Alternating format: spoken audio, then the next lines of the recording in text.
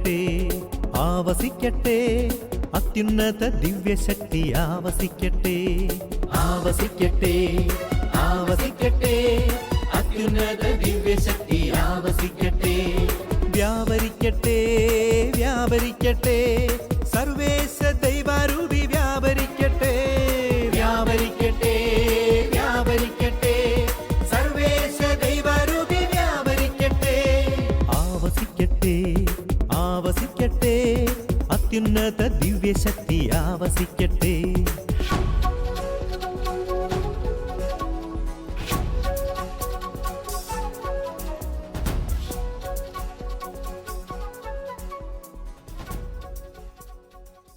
നമ്മൾ സംഖ്യയുടെ പുസ്തകത്തിലെ വളരെ പ്രധാനപ്പെട്ട ഒരു ആശയം മനസ്സിലാക്കുകയായിരുന്നു.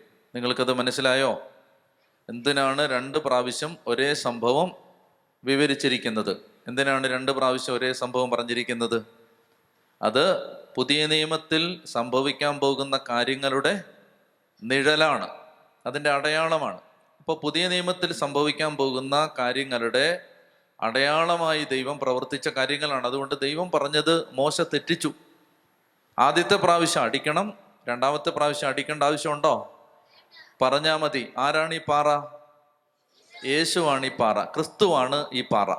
അപ്പോൾ ക്രിസ്തുവാകുന്ന ആ പാറയിൽ വിശ്വസിച്ചുകൊണ്ട് ആ വിശ്വാസത്തോടെ ചോദിച്ചാൽ എല്ലാ കൃപകളും ക്രിസ്തുവിൽ നിന്ന് ഒഴുകിയിറങ്ങും. ഇപ്പം നമ്മൾ അതിന് കിടന്ന് അധ്വാനിക്കേണ്ട ആവശ്യമുണ്ടോ? ആവശ്യമില്ല. അത് പറയാൻ നിങ്ങൾക്ക് തന്നെ ഒരു മടി. നമ്മൾ കിടന്ന് അതിനു വേണ്ടി മലമറിക്കേണ്ട യാതൊരു ആവശ്യമില്ല. നമ്മൾ ഒന്നാമത് എന്താ ചെയ്യേണ്ടത്? വിശ്വസിക്കണം. ഇതങ്ങ് ഹൃദയത്തിൽ ഉറപ്പിക്കണം.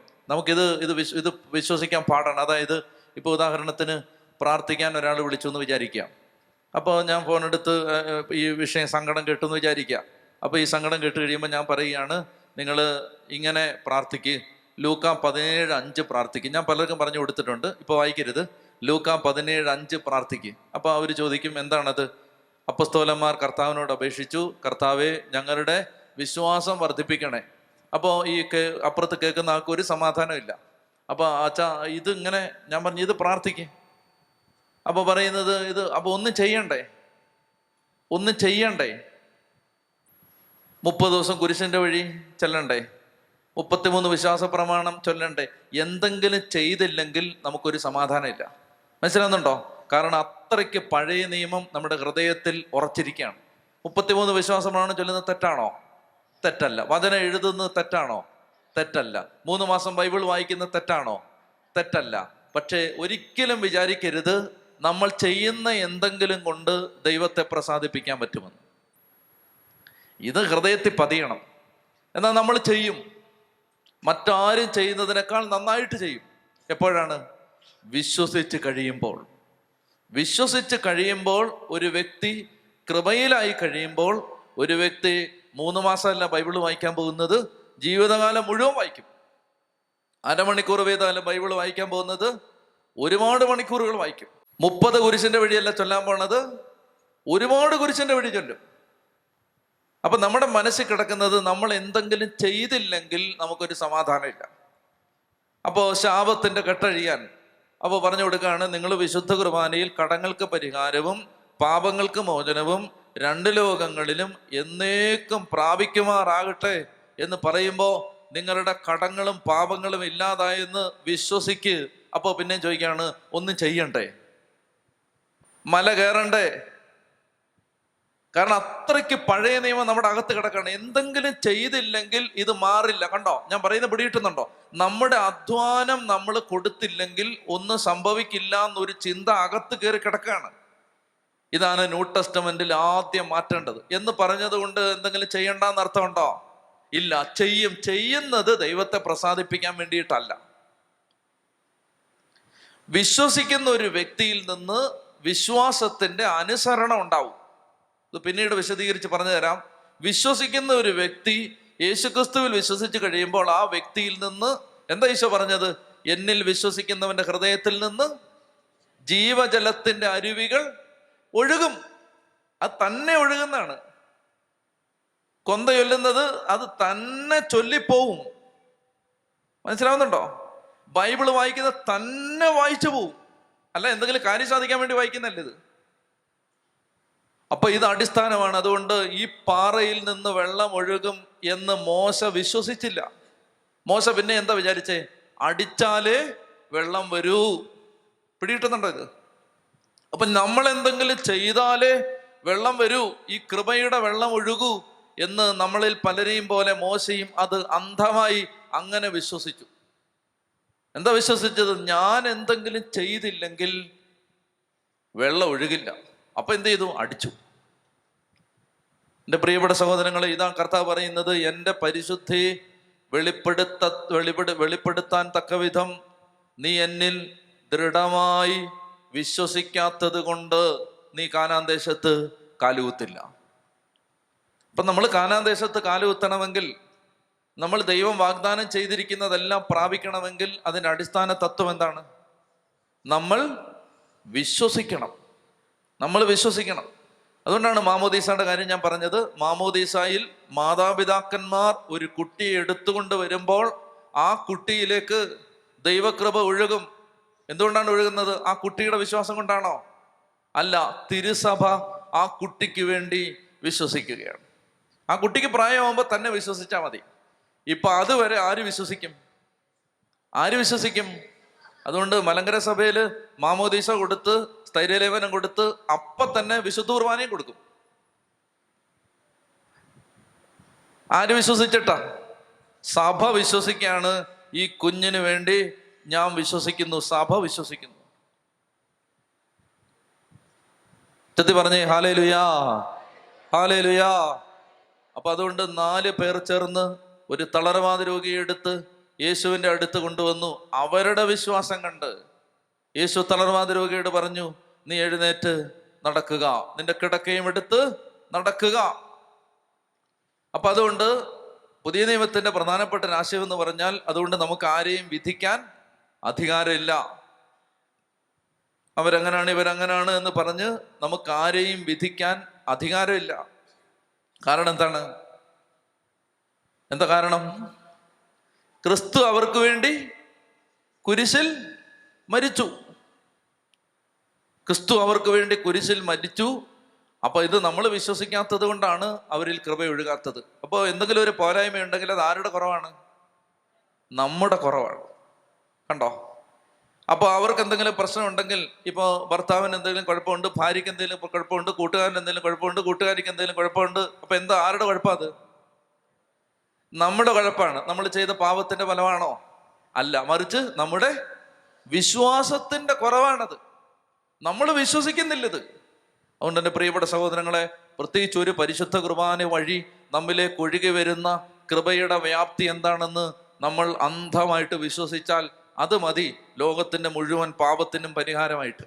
ഇത് ഈ സംഖ്യയുടെ പുസ്തകത്തിൽ കർത്താവ് പഠിപ്പിച്ചു തരിക. മോശ എന്തുകൊണ്ട് കാനാൻ ദേശത്ത് കാലുകുത്തിച്ചില്ല? മോശയെ ചൂണ്ടിക്കാണിച്ചിട്ട് കർത്താവ് പറയാണ്, ഇത് വിശ്വസിക്കാത്ത ഒരാൾ പോലും കാനാൻ ദേശത്ത് കാലുകുത്തില്ല. നിങ്ങൾ ആലോചിച്ച് നോക്കുക, മോശ എന്തെല്ലാം ചെയ്തതാണ്. മോശ 40 വർഷം ആടിനെ മേയിച്ച് നടന്നാണ്. കാനാൻ ദേശത്ത് കാലുകുത്താൻ അത് സഹായിച്ചോ? സഹായിച്ചില്ല. മോശ മരുഭൂമി കിടന്ന് 120 വയസ്സ് വരെ ഈ ജനത്തിന് വേണ്ടി കഷ്ടപ്പെട്ടതാണ്. ആ കഷ്ടപ്പാട് മോശയെ കാനാൻ ദേശത്ത് കാലുകുത്താൻ സഹായിച്ചോ? സഹായിച്ചില്ല. കണ്ടോ? മോശ ചെയ്ത ഒരു പ്രവൃത്തിയും കാനാൻ ദേശത്ത് കാലുകുത്താൻ മോശയെ സഹായിച്ചില്ല. ഈ 20 ലക്ഷത്തോളം ആളുകളിൽ ഒടുവിൽ കാനാൻ ദേശത്ത് കാലുകുത്തുന്നത് ആ തലമുറയിൽ ജോഷുവയും കാലേബും മാത്രമാണ്. അവരെന്തുകൊണ്ടാണ് കാലുകുത്തിയത്? അവർ നല്ലവരായിരുന്നത് കൊണ്ടാണോ? അവരുടെ പ്രവൃത്തി കൊണ്ടാണോ? അല്ല, അവർ ഈ കാനാൻ ദേശം ഒറ്റുനോക്കാൻ പോയപ്പോൾ അവർ വിശ്വസിച്ചു, ഞങ്ങളുടെ ദൈവത്തിന് ഇവരെ പരാജയപ്പെടുത്താൻ പറ്റുമെന്ന് അവർ വിശ്വസിച്ചത് കൊണ്ട് അവർ കാലുകുത്തി. കണ്ടോ? അപ്പൊ അതുകൊണ്ട് നമ്മുടെ അടിസ്ഥാനപരമായ പ്രശ്നം എന്താ? നമ്മൾ പ്രവർത്തിക്കാത്തതാണോ? നമ്മൾ എന്തെല്ലാം കാര്യങ്ങൾ ചെയ്തു, അതാണോ നമ്മുടെ പ്രശ്നം?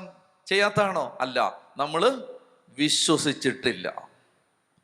അപ്പൊ അതുകൊണ്ട് ഇതെല്ലാം വിശ്വസിക്കണം. വിശുദ്ധ കുർബാനയിൽ പ്രാർത്ഥിക്കുമ്പോൾ, ഉദാഹരണത്തിന് മലങ്കര സഭയുടെ പ്രാർത്ഥനയുടെ കാര്യം ഞാൻ പറഞ്ഞു. ഇനി സീറോ മലബാർ സഭയുടെ പ്രാർത്ഥന, സർവാധിപനാം കർത്താവേ, സർവാധിപനാം കർത്താവേ. എനിക്ക് ആ കുർബാനയിൽ ഏറ്റവും ഇഷ്ടമുള്ള പാട്ട് അതാണ്.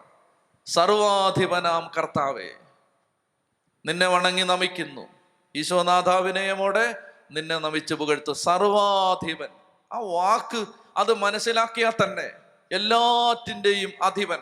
അപ്പൊ നമ്മൾ നോക്കുമ്പോൾ ഒരു പ്രശ്നം ഉണ്ടായെങ്കിൽ നമ്മുടെ മനസ്സ് മടുക്കേണ്ട ആവശ്യമുണ്ടോ? ആവശ്യമില്ല. കാരണം എന്താണ്? സർവാധിപനാം കർത്താവേ, ആ പ്രശ്നത്തിന്റെ മേളിൽ എനിക്കൊരു ദൈവമുണ്ട്. ആ ദൈവമാണ് എല്ലാറ്റിൻ്റെയും അധിപൻ. ആ ദൈവം അറിയാതെ ഒരു പ്രശ്നവും ഉണ്ടാവില്ല. അത് ഈ പാട്ട് പാടുന്നവന്റെ ചങ്കിനകത്ത് കയറണ്ടേ? അപ്പൊ അത് ചങ്കിനകത്ത് കയറിയാൽ അവൻ പിന്നെ ആത്മഹത്യ ചെയ്യുവോ? അവൻ മനസ്സ് മടുക്കുവോ? ഇനി എല്ലാം നിർത്തി എന്ന് പറയുവോ? ഞാൻ മടുത്തു, ഇനി ഒന്നുമില്ല, ഇനി എന്നെ ഒന്നിനും കിട്ടില്ല എന്ന് പറയുവോ? പറയില്ല. അവന്റെ അകത്ത് ഇത് കയറിയാൽ അവൻ പറയും, ഒരു പടക്കുതിരയെ പോലെ ഞാൻ വീണ്ടും പായും. കാരണം എന്റെ ദൈവം സർവാധിപൻ. വിശ്വസിക്കണം, എന്റെ ദൈവം സർവാധിപൻ. സർവാധിപനാം കർത്താവേ. എൻ്റെ ഒരു അഭിപ്രായം പറഞ്ഞാൽ, നമ്മുടെ വിശുദ്ധ കുർബാനയിൽ നമ്മൾ ചൊല്ലുകയും പാടുകയും പ്രാർത്ഥിക്കുകയും ചെയ്യുന്ന പ്രാർത്ഥനകളുടെ അർത്ഥം മനസ്സിലാക്കിയാൽ നമ്മൾ രക്ഷപ്പെടും. അപ്പൊ അതുകൊണ്ട് നമ്മൾ നിരാശയിലും കുറ്റബോധത്തിലും വിഷമത്തിലും ഭാരത്തിലും അടിമത്തത്തിലും കിടക്കേണ്ട ആളുകളല്ല. നമ്മളെ കർത്താവ് വീണ്ടെടുത്തു. അതാണ് ഗലാത്യക്കാരോട് പൗലോസ് പറഞ്ഞത്, ഭോഷന്മാരായ ഗലാത്യരെ, ക്രിസ്തു നിങ്ങളുടെ കൺമുമ്പിൽ ക്രൂശിക്കപ്പെട്ട് കിടന്നിട്ട് നിങ്ങളെ ആരാണ് ആഭിചാരം ചെയ്തത്? ക്രിസ്തു നിങ്ങളുടെ കൺമുമ്പിൽ ഇങ്ങനെ ക്രൂശിക്കപ്പെട്ട് കിടന്നിട്ട് നിങ്ങളെ ആരാണ് ആഭിചാരം ചെയ്തത്? അപ്പൊ അതുകൊണ്ട് നമ്മൾ യേശു ക്രിസ്തുവിൽ അന്ധമായി വിശ്വസിക്കണം. അന്ധമായിട്ട് എന്തും വരട്ടെ, എൻ്റെ ദൈവം സർവാധിപനാണ്. സർവാധിപനാം കർത്താവേ. ഇത് വിശ്വസിച്ചാലുണ്ടല്ലോ, ജീവിതത്തിന്റെ എല്ലാ പ്രതിസന്ധികളിലും കർത്താവിൻ്റെ കരം നമുക്ക് കാണാൻ പറ്റും. എല്ലാ പ്രതിസന്ധിയിലും കർത്താവിൻ്റെ കരം കാണാൻ പറ്റും. എന്ത് പ്രശ്നം വരട്ടെ, കർത്താവ് അവിടെ ഉണ്ട്. മാനുഷികമായി നമുക്ക് സങ്കടവും പ്രയാസവും ഒക്കെ വന്നാലും ഇത് നമ്മുടെ അകത്ത് കിടപ്പുണ്ടെങ്കിൽ അത് നമ്മളെ സഹായിക്കുക. എന്താണ്? സർവാധിപനാം കർത്താവേ, എല്ലാറ്റിൻ്റെയും ഉടയവനായ ദൈവമേ, സകലത്തിൻ്റെയും ഉടയവനായ ദൈവമേ. ഇതൊക്കെയല്ലേ നമ്മൾ പ്രാർത്ഥിക്കുന്നത്? ദൈവത്തിൽ നിന്ന് കടങ്ങൾക്ക് പരിഹാരവും പാപങ്ങൾക്ക് മോചനവും രണ്ട് ലോകങ്ങളിലും എന്നേക്കും, അതായത് ഇഹലോകത്തിലോ പരലോകത്തിലോ ഇനി നിന്നെ ബന്ധിച്ചിടുന്ന ഒരു കടവും ഒരു പാപവും നിന്നിൽ അവശേഷിക്കുന്നില്ല. ഇതെന്താ വിശ്വസിക്കാത്തെ? ഇത് വിശ്വസിച്ചാൽ അപ്പൊ ഇതൊരു ആറ്റം ബോംബ് പോലെ പൊട്ടും. അതാണ് അതിന്റെ റിസൾട്ട് കേട്ടോ. അതായത് യേശുക്രിസ്തുവിലൂടെ വന്ന വിടുതൽ ഒരു വ്യക്തി വിശ്വസിച്ചാൽ, ആ വിടുതൽ വിശ്വസിക്കുന്ന നിമിഷം അതകത്തിരുന്നൊരു ബോംബായിട്ട് ഒറ്റ പൊട്ടും. പൊട്ടി ഒഴുകി ഈ അടിമത്തത്തിലേക്ക്, ഈ തകർച്ചയിലേക്ക്, ഈ ഭാരത്തിലേക്ക് എല്ലാം ഈ ശക്തി പൊട്ടി ഒഴുകും. ഇത് വിശ്വസിക്കാത്തത് കൊണ്ടാണ് നമ്മുടെ കുടുംബത്തിലേക്ക് അത് പൊട്ടി ഒഴുകാത്തത്. മനസ്സിലാവുന്നുണ്ടോ? അതങ്ങോട്ട് കണ്ണും പൂട്ടി വിശ്വസിക്കണം. എൻ്റെ കർത്താവ് എന്നെ വിടുവിച്ചു, എന്നെ വീണ്ടെടുത്തു, എന്നെ രക്ഷിച്ചു. ഹല്ലേലൂയാ. എനിക്ക് പറയാനുള്ളത്, എൻ്റെ പ്രിയപ്പെട്ട സഹോദരങ്ങളെ, എനിക്ക് പറയാനുള്ളത്, നിങ്ങളിത് വിശ്വസിക്കണം. വിശ്വസിക്കാൻ തയ്യാറുണ്ടോ? ഓരോന്നും വിശ്വസിക്കണം, ഓരോന്നും. അതായത് എൻ്റെ കർത്താവ് എനിക്ക് വേണ്ടി കുരിശിൽ മരിച്ചു. ആ കർത്താവിൻ്റെ കൃപ അനന്തമാണ്. അനന്തമായ കൃപയാണ്. നിങ്ങളൊന്ന് ആലോചിച്ച് നോക്കിയേ. ഒരു സാധാരണ ആട്, ഇസ്രായേൽക്കാരെ അടിമത്തത്തിൽ നിന്ന് രക്ഷപ്പെടുന്ന സമയത്ത് മോശ ചോദിച്ചു, കർത്താവേ, സംഹാരദൂതൻ ഇന്ന് വൈകുന്നേരം വരും. സംഹാരദൂതൻ വരുമ്പോ ആദ്യജാതന്മാരെ കൊല്ലാൻ സംഹാരദൂതൻ ഒരു കൊടുങ്കാറ്റ് പോലെ ആഞ്ഞടിക്കുന്ന നേരത്ത് ഇസ്രായേൽ കുടുംബങ്ങൾ എങ്ങനെ രക്ഷപ്പെടും? ഇസ്രായേൽ കുടുംബങ്ങളിൽ നിന്ന് ആദ്യജാതന്മാർ കൊല്ലപ്പെടില്ലേ? ആ സമയത്ത് കർത്താവ് പറയും, ഒരു സാധാരണ ആടിനെ, ഒരു നോർമൽ ഓർഡിനറി ആടിനെ, ഒരു പ്രത്യേകതയില്ലാത്ത, ഇതിലെങ്ങനെ അലഞ്ഞു നടക്കുന്ന, കുളിക്കുകയും നനയ്ക്കുകയും ചെയ്യാത്ത, വൃത്തിയായിട്ട് വേഷം ധരിക്കാത്ത ഒരു സാധാരണ ആട്, അതിന് ഒരു പ്രത്യേകതയില്ല കേട്ടോ, അതിനൊരു പ്രത്യേകതയില്ല. ഒരു സാധാരണ ആട്, അതിനെ എടുക്കുക, എന്നിട്ട് അതിനെ കൊല്ലുക, അതിൻ്റെ രക്തം എടുക്കുക, കട്ടിളപ്പടി തളിക്കുക. അപ്പൊ എന്ത് ചെയ്യും? സംഹാരദൂതൻ നിന്നെ തൊടില്ല. ഇതെല്ലാവർക്കും വിശ്വാസമാണ്. ഇപ്പൊ ഞാൻ നിങ്ങൾക്ക് പറഞ്ഞു വിടുകയാണ്, നിങ്ങൾ ഇന്ന് നിങ്ങളുടെ വീട്ടിൽ ഇനി മുതൽ അപകടം ഉണ്ടാവാതിരിക്കാൻ ഞാൻ ഇവിടുന്ന് ധ്യാനകേന്ദ്രത്തിൽ വെച്ച് ഒരാടിനെ കൊന്നിട്ട് ആടിൻ്റെ ചോരയെടുത്ത് ടിന്നിലാക്കി കന്നാസിലാക്കി നിങ്ങൾക്ക് വിതരണം ചെയ്താൽ ഇവിടെ ഭയങ്കര ഇടിയുമായിരിക്കും. അടുത്ത ആഴ്ച മുതൽ ഇവിടെ ഭയങ്കര ജനബാഹുല്യം കൊണ്ട് ഇവിടെ സ്ഥലവും കാണത്തില്ല. ചോര വാങ്ങിക്കാൻ ഇഷ്ടം പോലെ ആളും കാണും. ചോര വാങ്ങിച്ചുകൊണ്ട് പോയി തളിക്കാൻ 10,000-കണക്കിന് ആളുകൾ കേരളത്തിലുണ്ടാവും. സത്യം അല്ലെങ്കിൽ നിങ്ങൾ പറ. ഞാൻ പറയുകയാണ്. അതായത് ഞാൻ പറഞ്ഞു, ഇന്നലെ രാത്രി പ്രാർത്ഥിച്ചപ്പോൾ എനിക്കൊരു വെളിപാടുണ്ടായി. അതായത് ഇവിടെ ഒരു ആടിനെ ഒരാഴ്ച നിർത്തി പ്രാർത്ഥിച്ച്, ആ ആടിനെ പ്രാർത്ഥിച്ച് വെള്ളിയാഴ്ച രാത്രി കൊന്നിട്ട് അതിൻ്റെ ബ്ലഡ് അതിൻ്റെ രക്തം എടുത്തിട്ട് പിന്നെ എന്താണ് ടിന്നിലാക്കി ഇവിടെ മൗണ്ട് കാർമൽ ധ്യാനകേന്ദ്രം രക്തനേർച്ച ഒരു പേര് വിടാം, രക്തനേർച്ച. അപ്പൊ അത് ഇങ്ങനെ ഒരു ലേബലൊക്കെ ഒട്ടിച്ച് നിങ്ങൾക്ക് വിതരണം ചെയ്താൽ 10 രൂപയല്ല 100 രൂപയല്ല 1000 രൂപയാണെങ്കിൽ നിങ്ങൾ 1000 രൂപ പേ ചെയ്ത് ഈ ബ്ലഡ് കൊണ്ടുപോവാണ്. എന്തിനാണ്? നിങ്ങളുടെ വീട്ടിൽ ഇനി മേലാൽ ഒരു അപകടം ഉണ്ടാവില്ല. എനിക്ക് ഒരു വെളിപാടുണ്ടായിരിക്കുകയാണ്. അടുത്ത ആഴ്ച മുതൽ ടിന്നുമായിട്ട് വരണം. ഇവിടെ രക്തം കൊടുപ്പുണ്ട്. രക്തത്തെ കുടിച്ച് ഇവിടെ പ്രശ്നമാവും. അപ്പൊ അതുകൊണ്ട് ഇവിടെ രക്തം ഉണ്ടാവും. അപ്പൊ ഞാൻ അങ്ങനെ പറഞ്ഞാൽ നിങ്ങൾ നോക്കിയോ, വെറുതെ ഒരു പരീക്ഷണത്തിന് വേണമെങ്കിൽ ഞാൻ ഒരു ദിവസം തെളിയിച്ചു തരാം. ഒരു പരീക്ഷണത്തിന് ഇങ്ങനെ യൂട്യൂബിലോട്ട് അനൗൺസ് ചെയ്യാണ്, ഇവിടെ ടിന്നിൽ രക്തം കൊടുക്കപ്പെടും, ആടിന്റെ രക്തം. എന്തിനാണ്? അതിന്റെ ഇന്റൻഷൻ എന്താണ്? ഇനി ആക്സിഡന്റുകൾ ഉണ്ടാവില്ല ഈ രക്തം തളിച്ചാൽ. ഇഷ്ടം പോലെ 10,000-കണക്കിന് ആളുകൾ ഇവിടെ വന്ന് രക്തം കളക്ട് ചെയ്ത് പോകും. അത് വിശ്വസിക്കാൻ ആർക്കും ഒരു ബുദ്ധിമുട്ടുമില്ല. എന്നാൽ ഇവിടെ ഞാൻ പറയുകയാണ്, ഒരു നോർമൽ ഓർഡിനറി ആടിന്റെ ചോരയെടുത്ത് തളിച്ചാൽ പടിവാതിക്കൽ സമീപിക്കുന്ന സംഹാരദൂതനെ അത് 7.5 മൈൽ അപ്പുറത്തേക്ക് ആട്ടിപ്പായിക്കുമെങ്കിൽ കറയോ ചുളിവോ കളങ്കമോ ഇല്ലാത്ത കുഞ്ഞാടിൻ്റെതുപോലെയുള്ള സർവശക്തനും നിത്യനും അത്യുന്നതനും സർവാധിപനും ജീവിക്കുന്ന ദൈവത്തിന്റെ പുത്രനുമായ യേശു ക്രിസ്തുവിന്റെ രക്തം ഓരോ ദിവസവും കുടിക്കുന്ന നിന്റെ ശരീരത്തിലോ മനസ്സിലോ ആത്മാവിലോ ഒരു പിശാചിനും ഒരധികാരവും ഇല്ലെന്ന് ഞാൻ പറഞ്ഞാൽ അത് വിശ്വസിക്കാം വയ്യ. അത് വിശ്വസിക്കാൻ വയ്യ. ടിന്നിലെ ബ്ലഡിൽ ഭയങ്കര വിശ്വാസം. ഞാൻ പറയുന്നത് പിടി കിട്ടുന്നുണ്ടോ? അങ്ങനെ അവിടം വരെ എത്തി നമ്മുടെ ആത്മീയത. ഇതിലാർക്കും വിശ്വാസമില്ല. അവര് പറയുന്നത് കുർബാന സ്വീകരിച്ചാൽ പിശാച് വിട്ടുപോകുന്നത് എങ്ങനാ? നിങ്ങളൊന്ന് ആലോചിച്ച് നോക്കിയേ. ജീവിക്കുന്ന ദൈവം നിങ്ങളുടെ ഉള്ളിലേക്ക് എഴുന്നള്ളി വരുന്നു എന്ന് നിങ്ങൾ വിശ്വസിച്ചാൽ നിങ്ങളുടെ ശരീരത്തിൽ പിന്നെ ഏതെങ്കിലും പിശാചിന് എന്തെങ്കിലും അധികാരമുണ്ടോ? അങ്ങനെ നിങ്ങൾ വിശ്വസിക്കുന്നില്ലെങ്കിൽ ആർക്കാണ് പവർ? സാത്താനോ യേശുവിനോ? അങ്ങനെ നിങ്ങൾ വിശ്വസിക്കുന്നില്ലെങ്കിൽ നിങ്ങളുടെ ജീവിതത്തിൽ ആർക്കാണ് ശക്തി? പിശാചിനോ യേശുവിനോ? നിശ്ചയമായിട്ടും പിശാചിനാണ്. വിശ്വസിക്കാത്തവരുടെ ജീവിതത്തിൽ ശക്തി ഉണ്ടെന്ന് അവർ വിശ്വസിക്കുന്നത് പിശാചിനാണ്. യേശുവിന്റെ ശക്തിയെക്കുറിച്ച് ഇവിടെ ആർക്കും ഒരു ബോധ്യമില്ല. ലോകത്തുള്ള സകല മനുഷ്യരും എന്താ ഈ പറഞ്ഞ സാബയോനൻ യേശുവിനെ കുറിച്ച്? ലോകത്തിന്റെ പാപം ചുമക്കുന്ന ദൈവത്തിന്റെ കുഞ്ഞാട്. ലോകത്തെ കുറച്ച് ക്രിസ്ത്യാനികളുടെ പാപം ചുമക്കുന്ന എന്നാണ് പറഞ്ഞേ. ലോകത്തുള്ള കുറച്ച് ഭക്തരുടെ, കുറച്ച് കരിസ്മാറ്റിക്കാരുടെ പാപം ചുമക്കുന്ന ദൈവത്തിന്റെ കുഞ്ഞാട്, അങ്ങനെയാണോ പറഞ്ഞേ? അല്ല. ലോകത്തിന്റെ പാപം എന്ന് പറഞ്ഞാൽ ലോകത്തുള്ള സകല മനുഷ്യരുടെയും പാപത്തിന് പരിഹാരമായി യേശു ക്രിസ്തു കുരിശിൽ തന്റെ ജീവൻ അർപ്പിച്ചു. ഇത് വിശ്വസിച്ചിട്ട് നീ പ്രാർത്ഥിക്കണം, കർത്താവേ അവരിപ്പോ ഇത് വിശ്വസിച്ചിട്ടില്ല, പക്ഷെ അവർക്ക് വേണ്ടി ഞാൻ വിശ്വസിക്കുന്നു. ഇതല്ലേ നമ്മൾ ക്രിസ്തീയ മാമോദീസയുടെ ലോജിക്ക്. കുഞ്ഞിന് വേണ്ടി ഞാൻ വിശ്വസിക്കുന്നു.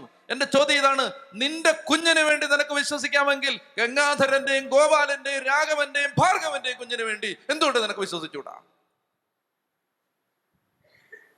അപ്പൊ നമ്മൾ പറയുന്നത് അവരെല്ലാം നരകത്തിൽ. മനസ്സിലാവുന്നുണ്ടോ? അതായത് ദൈവം ആരെയും നരകത്തിൽ ഇടില്ല എന്നൊന്നും നമുക്ക് പറയാൻ പറ്റില്ല. പക്ഷെ ഒരു കാര്യം പറയാൻ പറ്റും, ദൈവമേ ആരെയും നരകത്തിൽ ഇടാതിരിക്കാൻ വേണ്ടി ഞാൻ വിശ്വസിക്കും. അത്രയും പറയാലോ.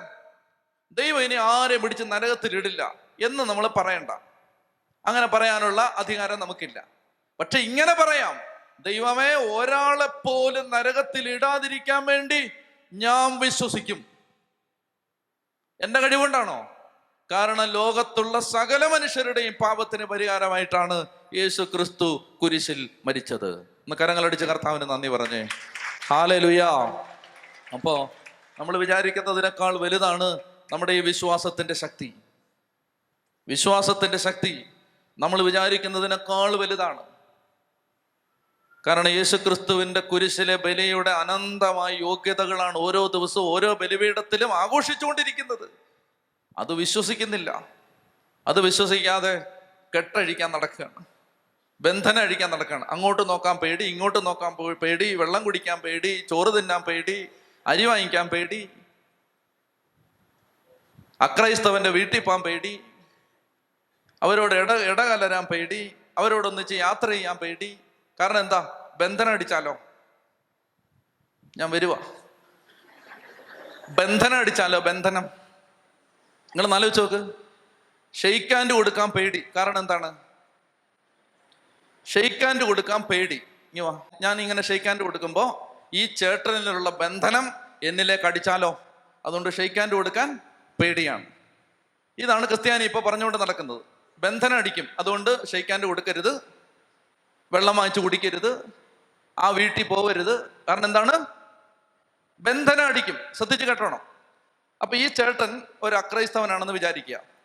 ഇനി അക്രൈസ്തവൻ അല്ലെങ്കിൽ ക്രിസ്ത്യാനിയാണെങ്കിലും എല്ലാവരുടെയും ഒന്നും കൈപിടിക്കാൻ കൊള്ളത്തില്ല. കാരണം ബന്ധനം അടിക്കും. കാരണം ഇയാൾ ഇനി എന്തെല്ലാം ബന്ധനത്തിലാന്ന് ആർക്കറിയാം. അതുകൊണ്ട് ഷെയ്ക്ക് ഹാൻഡ് കൊടുക്കാൻ പാടില്ല, ബന്ധനം അടിക്കും. ശ്രദ്ധിച്ച് കേട്ടോണം. അപ്പൊ അതിന്റെ അർത്ഥം എന്താണ്? എൻ്റെ ഉള്ളിൽ ജീവിക്കുന്നത് ആരാണ്? പിതാവ്, പുത്രൻ, പരിശുദ്ധാത്മാവ് ജീവിക്കുന്ന ഞാൻ ഒരു സഹോദരന്റെ കൈ പിടിക്കുമ്പോൾ ആ കൈയിൽ നിന്ന് ബന്ധനം അടിക്കും. ബന്ധനത്തിന്റെ സോഴ്സ് ആരാ? ദൈവമാണോ പിശാചാണോ? പിശാച്. അപ്പൊ പിശാചാണ് ഈ ഉദാഹരണമാണ്. ഈ പിശാചാണ് ഈ സഹോദരന്റെ ഉള്ളിലിരിക്കുന്ന ഉദാഹരണമാണ്. ഇത് കേട്ടിനി അടുത്ത ധ്യാനത്തിന് പോകരുത് ബന്ധനം അഴിക്കാൻ. അപ്പൊ പിശാചാണ് ഈ സഹോദരന്റെ ഉള്ളിലിരിക്കുന്നത്. ഞാൻ വിശ്വസിക്കുന്നതാണ്. ഞാൻ വിചാരിക്കുകയാണ് പിശാചാണ് ഈ സഹോദരന്റെ ഉള്ളിലിരിക്കുന്നത്. അങ്ങനെ ഈ സഹോദരന്റെ ഉള്ളിലിരിക്കുന്ന പിശാച് എൻ്റെ ഉള്ളിലിരിക്കുന്ന ആരാണ്? പരിശുദ്ധ തൃത്വമാണ്. അപ്പോൾ എൻ്റെ ഉള്ളിലിരിക്കുന്ന പരിശുദ്ധ തൃത്വം അധിവസിക്കുന്ന ഞാൻ ഈ സഹോദരന് ഷെയ്ക്ക് ഹാൻഡ് കൊടുക്കുമ്പോൾ ഈ സഹോദരനിലൂടെ ഈ പിശാചിന്റെ ബന്ധനം എന്നെ അടിക്കും. ഓക്കെ, ഞാൻ എന്തായി പറഞ്ഞുകൊണ്ടിരിക്കുന്നത്? ആർക്കാണ് ശക്തി? എൻ്റെ ഉള്ളിൽ വസിക്കുന്ന തൃത്വിക ദൈവത്തിനാണോ ഈ ചേട്ടനിലിരിക്കുന്ന പിശാചിനാണോ? മനസ്സിലാവുന്നുണ്ടോ? ഈ തിയോളജിയുടെ ലോജിക്ക് നിങ്ങൾക്ക് പിടിയിട്ടുന്നുണ്ടോ? അപ്പൊ ആരെയാണ് ഇത് പ്രസാദിപ്പിച്ചുകൊണ്ടിരിക്കുന്നത്? ആർക്കാണ് ഈ തിയോളജി പൂജ ചെയ്തുകൊണ്ടിരിക്കുന്നത്? ഈ പറയുന്ന ആത്മീയ തത്വശാസ്ത്രം ആർക്കാണ് പൂജ ചെയ്തുകൊണ്ടിരിക്കുന്നത്? ദൈവത്തിനോ പിശാചിനോ? എന്നാൽ ചേട്ടൻ അവിടെ ഇരുന്നു. ഞാൻ ചേട്ടൻ്റെ അടുത്ത് വന്ന്, ഞാനല്ല, ഒരു സാധാരണ മാമോദീസ സ്വീകരിച്ച ഒരു വിശ്വാസി ഈ ചേട്ടൻ്റെ അടുത്ത് വന്ന്, ഈ ചേട്ടൻ ബന്ധനമുള്ള ചേട്ടനാണ് കേട്ടോ, ചേട്ടാ ഉദാഹരണമാണ്. ഈ ചേട്ടൻ ബന്ധനമുള്ളൊരു ചേട്ടനാണ്. അപ്പൊ ഞാനൊരു സാധാരണ മാമോദീസ മുങ്ങിയ ക്രിസ്ത്യാനി, തൃത്വൈകതയും ഉള്ളിൽ വസിക്കുന്ന പരിശുദ്ധാത്മാവിന്റെ ആലയമായ യേശുവിന്റെ ശരീരവും രക്തവും സ്വീകരിച്ചിരിക്കുന്ന ഞാൻ ഈ ചേട്ടനെ വന്ന് ഷെയ്ക്ക് ഹാൻഡ് കൊടുക്കുമ്പോൾ ഈ ചേട്ടനിൽ നിന്ന് ബന്ധനം എനിക്കിട്ടടിക്കുകയല്ല, എന്നിലുള്ള പരിശുദ്ധാത്മ ശക്തി എൻ്റെ കയ്യിലൂടെ ഈ ചേട്ടനിലേക്ക് ഒഴുകി എന്തെങ്കിലും ബന്ധനം ഉണ്ടെങ്കിൽ അത് മുഴുവൻ ഇല്ലാതാവും. അതല്ലേ കറക്റ്റ് ക്രിസ്തീയത? അതല്ലേ? നിങ്ങൾ പറ, അതല്ലേ? അതിന് പകരം നമ്മൾ ഇവിടുന്ന് അടിക്കുന്ന ബന്ധനം പേടിച്ച് ഉള്ള സംരക്ഷണ പ്രാർത്ഥന, പ്രൊട്ടക്ഷൻ പ്രയറെല്ലാം ചൊല്ലിയിട്ട് മാളത്തിനടിയിലിരിക്കുകയാണ്. സകല സംരക്ഷണ പ്രാർത്ഥനയും. ഇനി വേറെ വല്ല പ്രൊട്ടക്ഷൻ പ്രയർ ഉണ്ടോന്നാ ചോദിക്കുന്നത്. മനസ്സിലായോ? എല്ലാം പോയി കേട്ടോ, എല്ലാം പോയി, സകല ബന്ധനവും പോയി. അപ്പോ എൻ്റെ പ്രിയപ്പെട്ട സഹോദരങ്ങളെ, ഇത് വിശ്വസിക്കണം. ഇത് വിശ്വസിക്കാത്തത് കൊണ്ടാണ് മോശ എന്തുകൊണ്ടാണ് കാനാൻ ദേശത്ത് പ്രവേശിക്കാഞ്ഞത്? ഇത് വിശ്വസിച്ചില്ല. ഇത് വിശ്വസിച്ചില്ല മോശ വിചാരിച്ചു അടിക്കണമെന്ന് വിചാരിച്ചു. മനസ്സിലായോ? ഉള്ള സംരക്ഷണ പ്രാർത്ഥന എല്ലാം ചൊല്ലിയിട്ട് മാളത്തിനടിയിൽ ഇരിക്കുകയാണ്. അപ്പോ സംരക്ഷണ പ്രാർത്ഥന ചൊല്ലരുതെന്ന് ഞാൻ പറഞ്ഞു. പക്ഷെ നമ്മൾ എന്താ ഇപ്പൊ ചെയ്തുകൊണ്ടിരിക്കുന്നത്? നമ്മൾ സകല പ്രൊട്ടക്ഷൻ പ്രയറും ചൊല്ലിയിട്ട് നമ്മൾ ഇങ്ങനെ സേഫ് ആയിട്ടിരിക്കുകയാണ്. അപ്പൊ അതിന്റെ അർത്ഥം എന്താണ്? പിശാചേ നീ ഇങ്ങോട്ട് വരരുത്, പിശാചേ നീ ഇങ്ങോട്ട് വരരുത്. ആ ചേട്ടന് കൈ കൊടുക്കാത്ത എന്താണ്? കൈ കൊടുത്താൽ ആ ചേട്ടനിൽ നിന്ന് ബന്ധനം ഇങ്ങോട്ട് അടിക്കും. അതുകൊണ്ട് പിശാച് ആ ചേട്ടനിൽ നിന്ന് ഇങ്ങോട്ട് വരും. അപ്പൊ നമ്മളിപ്പോ ഉണ്ടാക്കി വെച്ചിരിക്കുന്ന ഒരു സ്പിരിച്വാലിറ്റി അനുസരിച്ച് നമ്മുടെ തലയ്ക്കകത്ത് കിടക്കുന്നത് പിശാച് ഒരിടത്തുനിന്നും വരരുത്. അതുകൊണ്ട് നമ്മൾ ശ്രദ്ധിക്കണേ. ഞാൻ ഇതെന്തൊരു തലതിരിഞ്ഞ സ്പിരിച്വാലിറ്റിയാണെന്ന് മനസ്സിലാക്കി തരാം. ശ്രദ്ധിക്കണേ. അതായത് നമ്മൾ പറയുന്നത് ഇനി ഒരു പിശാച് ഒരിടത്തുനിന്ന് ഇങ്ങോട്ട് വരരുത്. അപ്പോൾ അവിടെ ഒരു വേറൊരു ആരാധനാലയമുണ്ട്, അവിടുന്ന് ഒരു ബന്ധനം ഇങ്ങോട്ട് വരരുത്. അപ്പൊ അതിനുകൊണ്ട് നമ്മൾ സൂക്ഷിക്കണം. അതുകൊണ്ട് ഇവിടെ എന്ത് ചെയ്യണം? ഇവിടെ ഒരു മിഖായേൽ മാലാഖയുടെ രൂപം ഉണ്ടാക്കി വെച്ചിട്ട് ആ ബന്ധനം തടയണം. ഞാനിത് ഉറപ്പാണ് എന്നെ തെറ്റിദ്ധരിക്കും, എന്നാലും ഞാൻ പറയുകയാണ്, എനിക്കിത് പറയാതിരിക്കാൻ നിവൃത്തിയില്ല. ഉറപ്പാണ് ഇത് മുറിക്കും, ഉറപ്പാണ്. ശ്രദ്ധിക്കുക.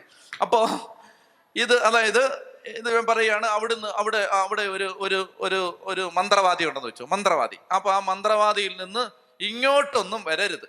അപ്പൊ അതുകൊണ്ട് നമ്മൾ എന്ത് ചെയ്യണം? ഇവിടെ വലിയൊരു കുരിശുണ്ടാക്കി വെച്ചിട്ട് ആ ബന്ധനം അങ്ങോട്ട് തടയണം. അപ്പൊ നോക്കുമ്പോൾ ഇവിടെ വേറൊരു മന്ത്രവാദിയുണ്ട്, അവിടുന്ന് ഒന്നും ഇങ്ങോട്ട് വരരുത്. അപ്പൊ അവിടെ ഒരു കുരിശുണ്ടാക്കി വെച്ച് ആ മന്ത്രവാദിയെ, ഇവിടെ ഒരു കുരിശ് ഞങ്ങൾ ഉണ്ടാക്കി വെച്ചിട്ടുണ്ട് ഈ ഭാഗത്തു നിന്നുള്ള തടയാൻ വേണ്ടിയിട്ടാണ്. അപ്പൊ എല്ലായിടത്തും ഉണ്ടാക്കണം, കാശില്ലാഞ്ഞിട്ടാണ്.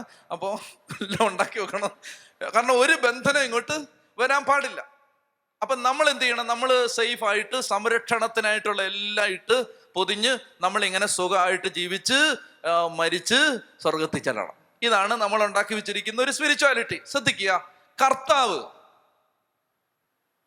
പിശാച് യേശുവിനെ തേടി വന്നതാണോ, യേശു പിശാചിനെ തേടി പോയതാണോ? മത്തായി 4 ലൂക്ക 4 വായിക്കരുത്, കേട്ടാ മതി. മത്തായി 4 ലൂക്ക 4. പിശാച് യേശുവിനെ പരീക്ഷിക്കാൻ ഇങ്ങോട്ട് വന്നതാണോ, ഈശോ പിശാചിനാൽ പരീക്ഷിക്കപ്പെടാൻ അങ്ങോട്ട് പോയതാണോ? പിശാചിനാൽ എടുത്തു. മത്തായി 4 വായിച്ചേ. മത്തായി 4 വാക്യം 1. അനന്തരം പിശാചിനാൽ പരീക്ഷിക്കപ്പെടുന്നതിന് യേശുവിനെ ആത്മാവ്. അപ്പോ യേശു പിശാചിനെ അന്വേഷിച്ചു പോയതാണോ, പിശാച് യേശുവിനെ അന്വേഷിച്ച് വന്നതാണോ? യേശു പിശാചിനെ തിരക്കി അങ്ങോട്ട് പോയതാണ്.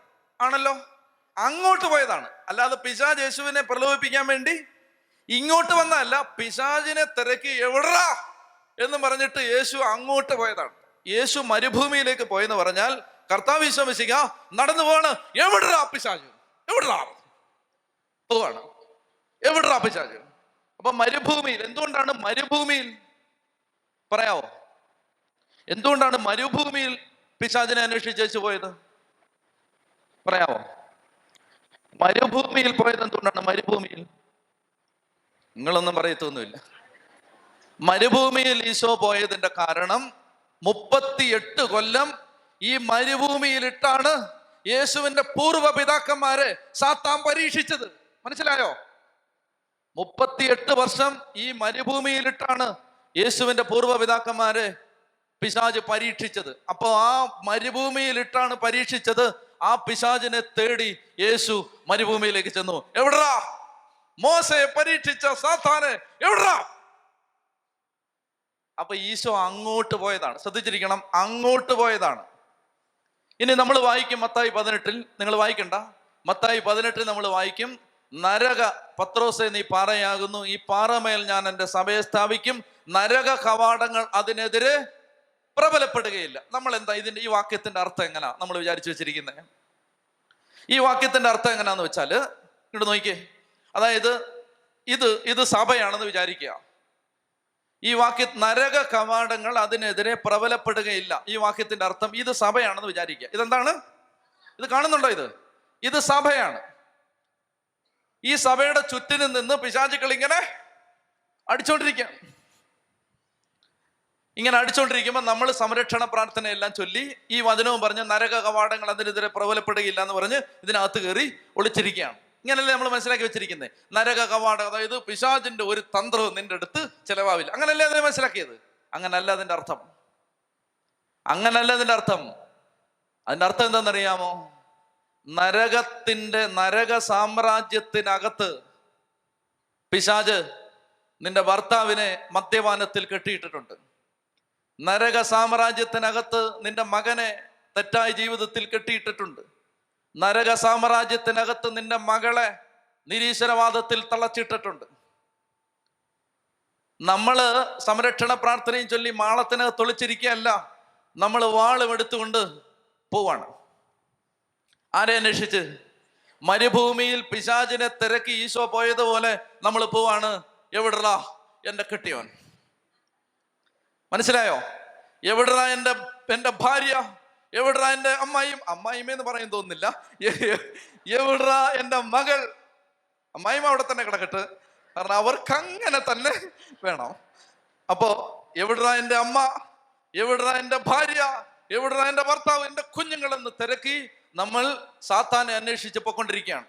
അങ്ങനെ സാത്താനെ അന്വേഷിച്ച് നമ്മൾ യാത്ര ചെയ്ത്, എങ്ങനെയാണ് നമ്മൾ യാത്ര ചെയ്യുന്നത്? വിശുദ്ധ കുർബാന, കുംഭസാരം, പ്രാർത്ഥന, ആരാധന, ജപമാല, ഉപവാസം തുടങ്ങി യേശുക്രിസ്തുവിൽ വിശ്വസിച്ചുകൊണ്ട് നമ്മൾ ചെയ്യുന്ന സകല ആത്മീയ ആയുധങ്ങൾ ഉപയോഗിച്ച് നമ്മൾ കർത്താവിൽ വിശ്വസിച്ച് യേശുവിന്റെ ശരീര രക്തങ്ങൾ സ്വീകരിച്ച് നമ്മൾ കർത്താവിനെ വിശുദ്ധ കുർബാനയിൽ ആരാധിച്ച് ഇവൻ എത്രയ്ക്ക് പോവാണ്. എവിടാ? അങ്ങനെ ചെല്ലുമ്പോ നരക സാമ്രാജ്യത്തിനകത്ത് കെട്ടിയവനെ കെട്ടിയിട്ടിരിക്കുകയാണ്. അപ്പൊ നമ്മൾ ചെന്ന് വിശുദ്ധ കുർബാന, ദൈവവചനം, പരിശുദ്ധ ജപമാല, ആത്മീയ ആയുധങ്ങൾ ഒക്കെ വെച്ച് യേശുക്രിസ്തുവിൽ വിശ്വസിച്ച് നമ്മൾ യുദ്ധം ചെയ്ത് നിൽക്കുമ്പോ നമ്മുടെ പ്രിയപ്പെട്ടവരെ കെട്ടിപ്പൂട്ടിയിട്ടിരിക്കുന്ന ഈ നരക സാമ്രാജ്യത്തിന്റെ ഗേറ്റ്, വാതിൽ നിന്റെ വിശ്വാസത്തിന്റെ മുമ്പിൽ പിടിച്ചു നിൽക്കില്ല, അത് പൊളിഞ്ഞു വീഴും എന്നാണ് ആ വചനത്തിന്റെ അർത്ഥം. സാത്താൻ ഇങ്ങോട്ട് വരുമല്ല, നമ്മൾ അങ്ങോട്ട് പോവാണ്. അതുകൊണ്ട് ഞാൻ ഷിക്കാഗോയിൽ ചെന്നപ്പോൾ പറഞ്ഞു, തിരുവനന്തപുരത്ത് നിന്ന് ഞങ്ങൾ ഇങ്ങോട്ട് വന്നത് ഷിക്കാഗോയിലെ പിശാചിനെ കാണാൻ വേണ്ടിയിട്ടാണ്. അപ്പൊ അവര് മറുപടി പറഞ്ഞു, കഴിഞ്ഞ ആഴ്ച ഇവിടുന്ന് ഒരുത്തൻ അങ്ങോട്ടും വന്നിട്ടുണ്ടായിരുന്നു, തിരുവനന്തപുരത്തെ പിശാചിനെ കാണാം. എന്റെ പ്രിയപ്പെട്ട സഹോദരങ്ങളെ, മനസ്സിലാവുന്നുണ്ടോ? നമ്മൾ എന്തോരം തെറ്റിദ്ധാരണയിലാണ് കിടക്കുന്നത്? പിടികിട്ടുന്നുണ്ടോ? അപ്പൊ നമ്മുടെ ജോലി സംരക്ഷണ പ്രാർത്ഥന ചൊല്ലി ഒളിച്ചിരിക്കുകയല്ല, നമ്മുടെ ജോലി ആയുധം എടുത്തുകൊണ്ട് വെട്ടാനിറങ്ങുകയാണ്. മനസ്സിലായോ? അപ്പൊ അതിനെന്ത് ചെയ്യണം? ഇത് വിശ്വസിക്കണം. വേഗം ഒന്ന് എഴുതട്ടെ. വിശ്വസിക്കണം. ഇത് വിശ്വസിക്കണം. വിശ്വസിക്കുമ്പോൾ ഈ ശക്തി ഒഴുകും. ഇപ്പൊ കുറച്ച് ധൈര്യമായോ? അപ്പൊ അതുകൊണ്ട് സാത്താനെ തേടി ഇറങ്ങുകയാണ്. അപ്പൊ ആകെപ്പാട് ഇവിടെ ധ്യാനകേന്ദ്രത്തിൽ വന്നപ്പോ ഒരു സംരക്ഷണ പ്രാർത്ഥനയോടെ കിട്ടുമെന്ന് വിചാരിച്ച് വന്നതാണ്. എല്ലാ പ്രതീക്ഷയും നഷ്ടപ്പെട്ടു. ഇനിയിപ്പോ നമ്മൾ യുദ്ധത്തിന് ഇറങ്ങാണ്. നിങ്ങൾ ഇതിന് തയ്യാറാണോ? ആണോ? നിങ്ങൾ അതുകൊണ്ട് എന്തോരം തെറ്റിദ്ധാരണകൾ. അയ്യോ, മധ്യസ്ഥ പ്രാർത്ഥനയ്ക്ക് പോവല്ലേ, പോരാട്ടം വരുമെന്ന് പറയുന്നത്. പോരാട്ടം. അയ്യോ ശുശ്രൂഷയ്ക്കൊന്നും ഇറങ്ങല്ലേ, ഭയങ്കര പോരാട്ടം വരുമെന്ന് പറയുന്നത്. ഒരു കാര്യം നിങ്ങൾ മനസ്സിലാക്കിയിരിക്കണം, നിങ്ങൾ ദൈവരാജ്യ ശുശ്രൂഷയ്ക്ക് ഇറങ്ങിയാലും ഇല്ലെങ്കിലും ജീവിതത്തിൽ സഹനം ഉണ്ടാവും. ഉറപ്പല്ലേ?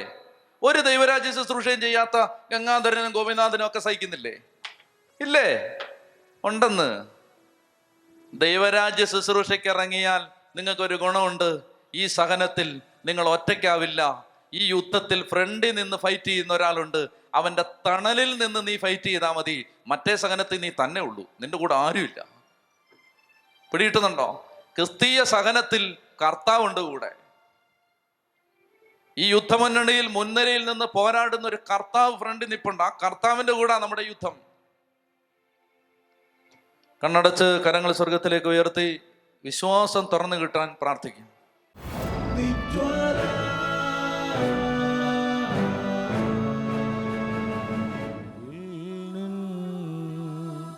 മുമ്പേ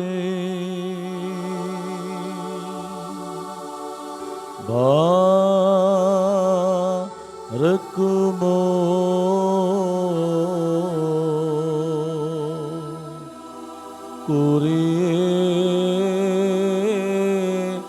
ലൈസോ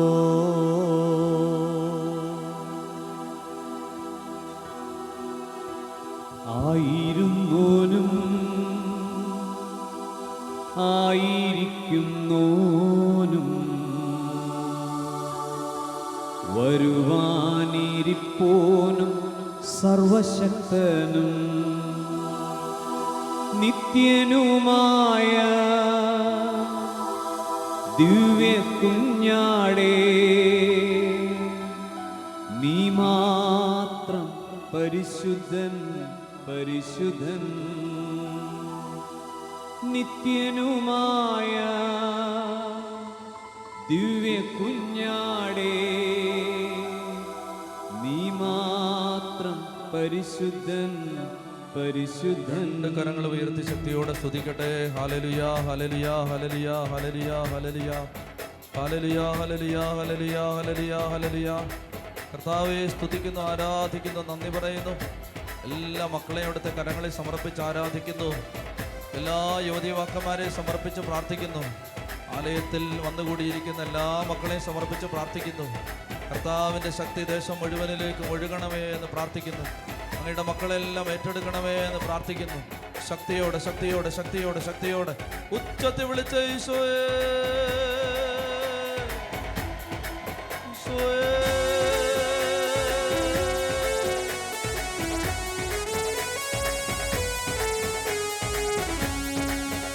കരങ്ങളടിച്ച്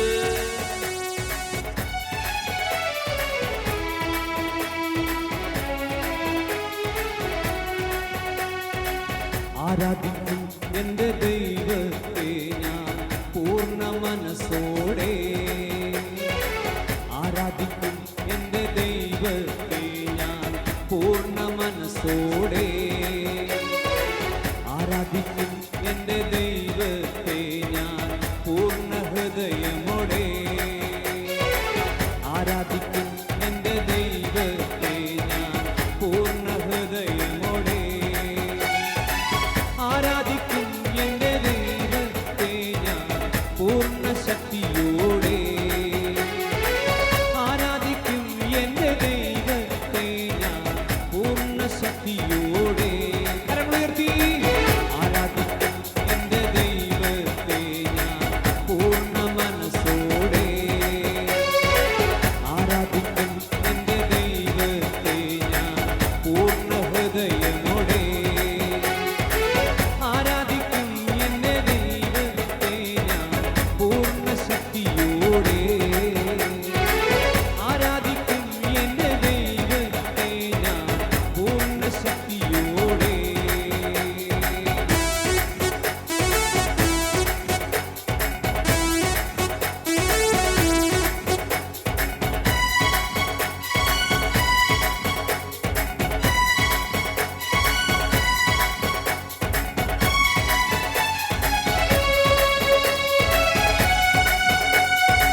ദാനിയേലേപ്പോൽ സഹനത്തിലും ആരാധിക്കും എൻ്റെ ദൈവത്തെ.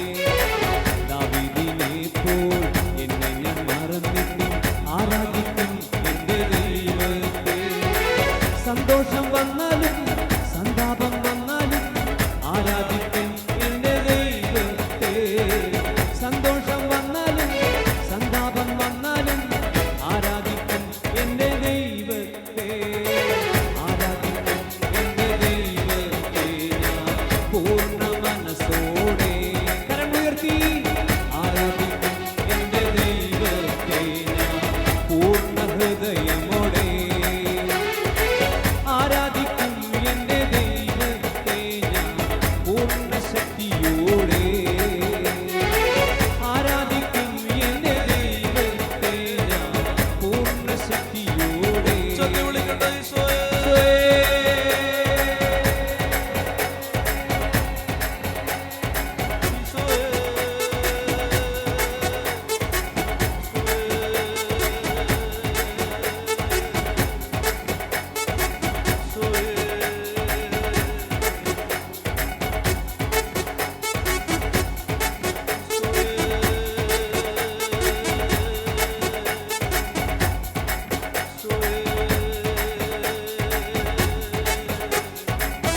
എല്ലാ മക്കളും പ്രാർത്ഥിക്കട്ടെ.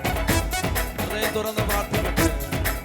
കർത്താവിന്റെ ശക്തി ഓരോ ജീവിതത്തിലും നിറയാൻ നന്നായി ആഗ്രഹിക്കുക. കർത്താവേ, അങ്ങനെക്ക് വേണ്ടി തെരഞ്ഞെടുത്തിരിക്കുന്ന ഒരു ജീവിതം, എന്നിലൂടെ അങ്ങ് ആഗ്രഹിക്കുന്ന ഒരു ജീവിതം, എന്നിലൂടെ പൂർത്തിയാകേണ്ട അങ്ങയുടെ പദ്ധതി കർത്താവേ, ഞാൻ ചെയ്യാൻ വേണ്ടി അവിടുന്ന് മുൻകൂട്ടി ഒരുക്കിയിരിക്കുന്ന ദൈവിക പദ്ധതികൾ അവയെല്ലാം പൂർത്തിയാകാൻ കർത്താവേ, അങ്ങയുടെ പരിശുദ്ധമായ കരം എൻ്റെ മേൽ വെക്കണമേ. തിരുവോസ്തിയിൽ നിന്ന്, വിശുദ്ധ കുർബാനയിൽ നിന്ന് ശക്തി ഒഴുകണമേ. എന്നെ അവിടുന്ന് വീണ്ടെടുക്കണമേ. സാവൂളിൻ്റെ മേൽ ദൈവത്തിൻ്റെ ആത്മാവ് ഇറങ്ങി വന്നതുപോലെ എൻ്റെ മേൽ ആത്മാവ് ഇറങ്ങി വരണമേ. ഞാനൊരു പുതിയ വ്യക്തിയായി മാറണമേ. എന്നെ അടിമപ്പെടുത്തുന്ന ബന്ധനങ്ങൾ. സാംസന്റെ മേൽ ആത്മാവ് ഇറങ്ങി വന്നപ്പോൾ അവനെ ബന്ധിച്ചിരുന്ന കയറ് പൊട്ടി വീണതുപോലെ ആ ബന്ധനങ്ങൾ തകരണമേ. കരങ്ങൾ ഉയർത്തി ഉച്ചത്തിൽ വിളിക്കുന്നു ഈശോയേ.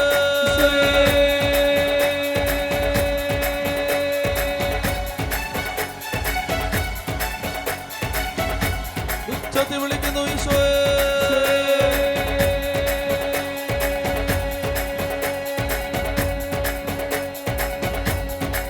കരങ്ങളടിച്ച്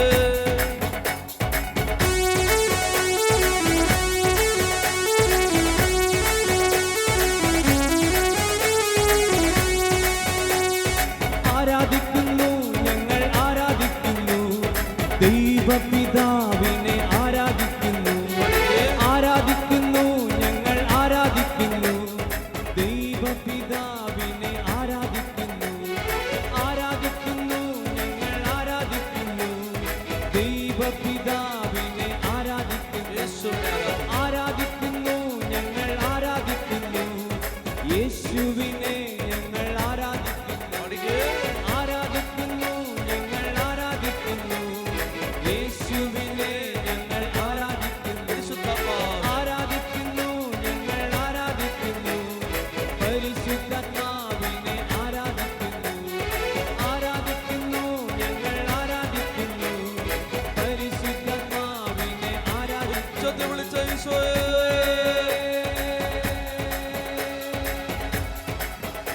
ഹൃദയം നൊന്ത് വിളിച്ച ഈശോയേ.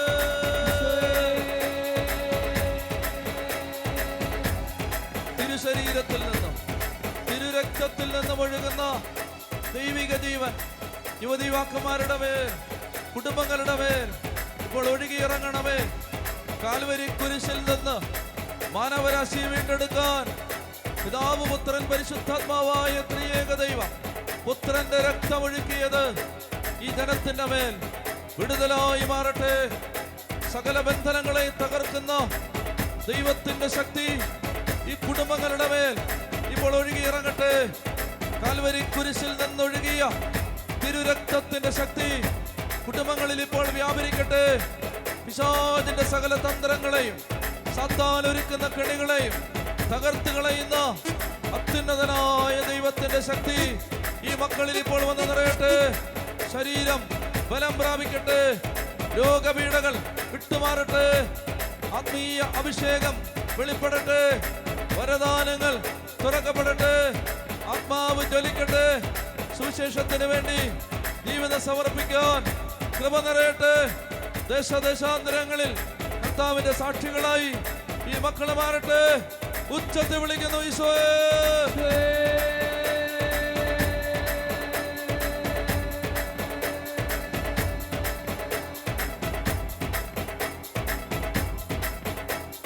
കരങ്ങളടിച്ച്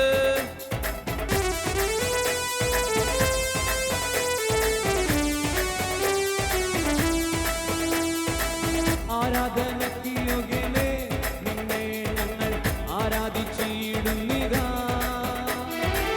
ആരാധനയ്ക്ക് യോഗ്യനേ നിന്നെ ഞങ്ങൾ ആരാധിച്ചിടുന്നിതാ. ആരാധനയ്ക്ക് യോഗ്യനേ നിന്നെ ഞങ്ങൾ ആരാധിച്ചിടുന്നിതാ. ആരാധനയ്ക്ക് യോഗ്യനേ നിന്നെ ഞങ്ങൾ ആരാധിച്ചിടുന്നിതാ.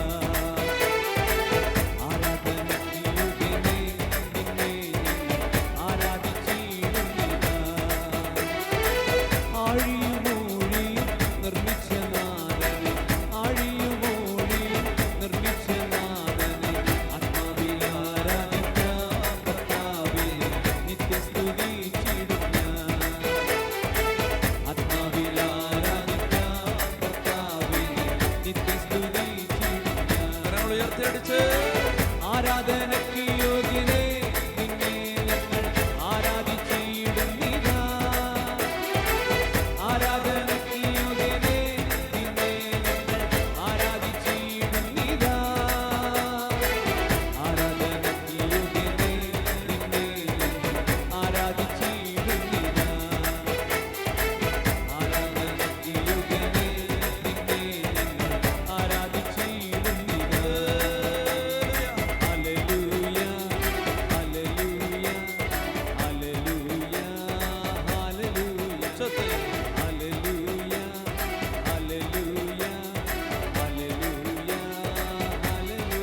ഉച്ചത്തിൽ ഹല്ലേലൂയ ഹല്ലേലൂയ ഹല്ലേലൂയ ഹല്ലേലൂയ ഹല്ലേലൂയ ഹല്ലേലൂയ ഹല്ലേലൂയ ഹല്ലേലൂയ ഹല്ലേലൂയ ഹല്ലേലൂയ ഹല്ലേലൂയ ആവർത്തിച്ച് പാടിക്കേ എല്ലാവരും എല്ലാവരും ഒരുമിച്ച് പാടിക്കേ.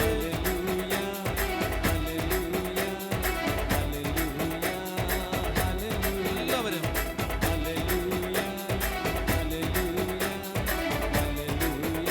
അടച്ച് ഈ അഭിഷേകത്തോട് ഉച്ചത്തിൽ പാടിക്കേ.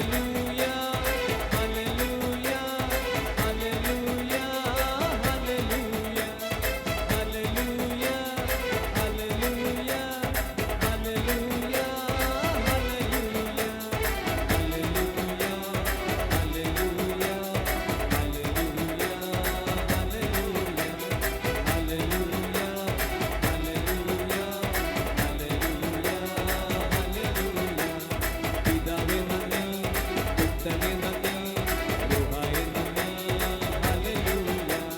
പിതാവേ നന്ദി, പുത്രനേ നന്ദി, റുഹായേ നന്ദി, ഹല്ലേലൂയ.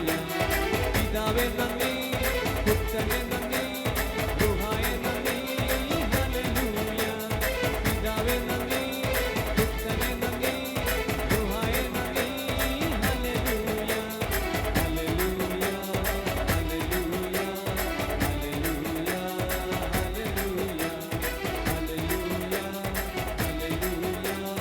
ഹല്ലേലൂയ ഹല്ലേലൂയ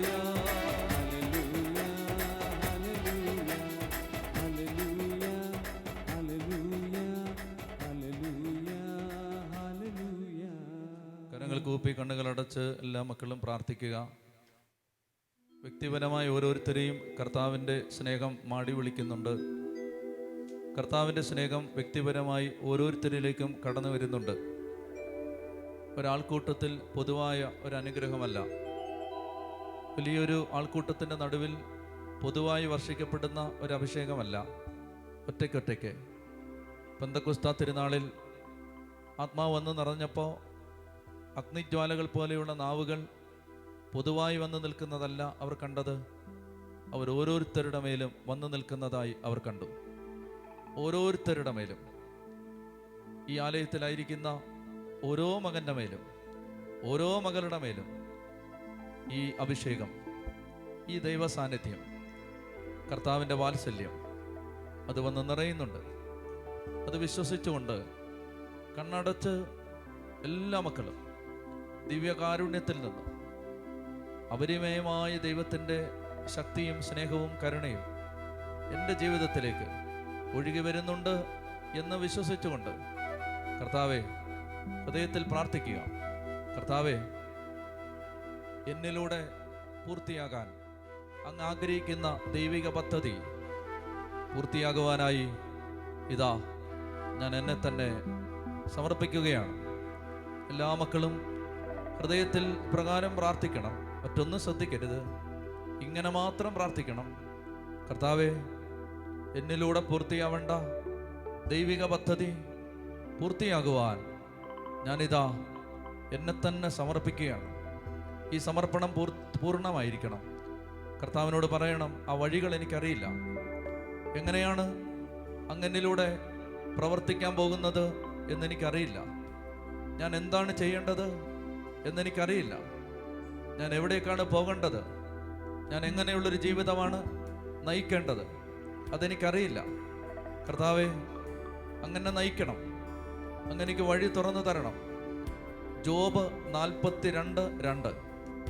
കർത്താവെ, അങ്ങേക്കെല്ലാം സാധ്യമാണെന്നും അങ്ങയുടെ യാതൊരു ഉദ്ദേശത്തെയും ആർക്കും തടയാനാവില്ലെന്നും ഞാൻ അറിയുന്നു. അങ്ങയുടെ യാതൊരു ഉദ്ദേശത്തെയും ആർക്കും തടയാനാവില്ലെന്നും ഞാൻ അറിയുന്നു. നമ്മൾ ഈശോയുടെ ആശീർവാദം സ്വീകരിക്കണം. ഈ സമയത്ത് പ്രിയപ്പെട്ട മക്കളെ, കർത്താവ് നമ്മളെ ആശീർവദിക്കുന്ന സമയത്ത് രണ്ട് കരങ്ങളും യേശുവിലേക്ക് തുറന്നു പിടിക്കാം. സ്വർഗത്തിൽ നിന്ന് കൃപയൊഴുകാൻ ആഗ്രഹിക്കാം. ആത്മാവിൻ്റെ ശക്തി ഇറങ്ങാൻ ആഗ്രഹിക്കാം. ദൈവമേ അങ്ങനെ നയിക്കണമേ എന്ന് ആഗ്രഹിക്കുക. നമ്മൾ വലിയ സ്വരത്തിൽ പ്രാർത്ഥിക്കുന്നില്ല. പ്രിയപ്പെട്ട മക്കളെ, കരങ്ങൾ തുറന്നു പിടിച്ച് നിങ്ങൾ ചെറിയ സ്വരത്തിൽ സ്തുതിച്ചുകൊണ്ട് ഉള്ളിൻ്റെ ഉള്ളിൽ ആഗ്രഹിക്കുക, സ്തുതിച്ച് പ്രാർത്ഥിച്ചുകൊണ്ടേയിരിക്കുക, ചെറിയ സ്വരത്തിൽ സ്തുതിച്ചുകൊണ്ടേയിരിക്കുക. കർത്താവിൻ്റെ ആത്മാവ് എന്നെ നയിക്കാൻ ആഗ്രഹിക്കുന്ന വഴിയിലേക്ക് ദൈവമേ കടന്നു പോകാൻ കൃപ എനിക്ക് തരണം, കൃപ എനിക്ക് തരണം, അഭിഷേകം എനിക്ക് തരണം, ശക്തി കൊണ്ടെന്നെ നിറയ്ക്കണം. അത് ആഗ്രഹിച്ച് രണ്ട് കരങ്ങൾ തുറന്നു പിടിച്ച് അത് ആഗ്രഹിച്ച് കർത്താവേ അങ്ങനെ നയിക്കാൻ ആഗ്രഹിക്കുന്ന വഴിയിൽ സഞ്ചരിക്കാനുള്ള കൃപ എനിക്ക് തരണം, അങ്ങനെ തിരഞ്ഞെടുക്കണം. അങ്ങനെ എനിക്ക് വേണ്ടി ഒരുക്കിയിരിക്കുന്ന വഴി ദൈവമേ അതെന്തു തന്നെയാണെങ്കിലും ആ വഴിയിൽ കടന്നു പോകാനും ജീവിക്കാനുമുള്ള ധൈര്യം തരണം, വഴി തുറന്നു തരണം. ഈ ആഗ്രഹത്തോടെ കരങ്ങൾ ഉയർത്തി ശക്തിയോടെ സ്തുതിക്കാം. ഹല്ലേലൂയ, ഹല്ലേലൂയ, ഹല്ലേലൂയ, ഹല്ലേലൂയ, ഹല്ലേലൂയ, ഹല്ലേലൂയ, ഹല്ലേലൂയ, ഹല്ലേലൂയ, ഹല്ലേലൂയ. ഉച്ചത്തിൽ വിളിച്ച ഈശോയേ